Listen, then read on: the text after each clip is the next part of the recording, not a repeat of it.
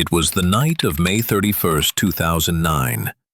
Air France Flight 447 took off from Rio de Janeiro, Brazil. Its destination, Paris, France. On board were 216 passengers and 12 crew members.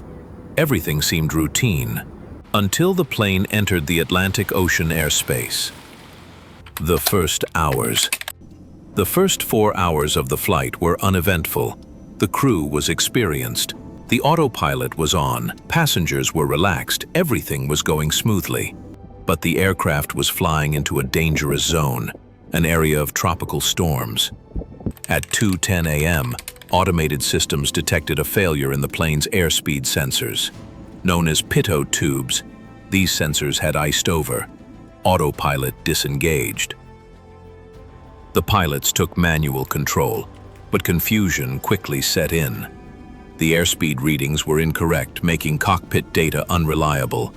The young co-pilot began pulling the nose of the plane upward. This was a fatal mistake.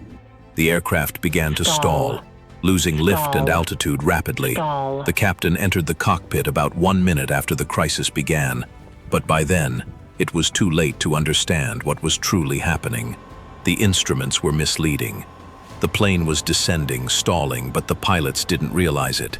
For several minutes, the plane glided downwards from 38,000 feet toward the ocean. The final descent lasted about 3 minutes.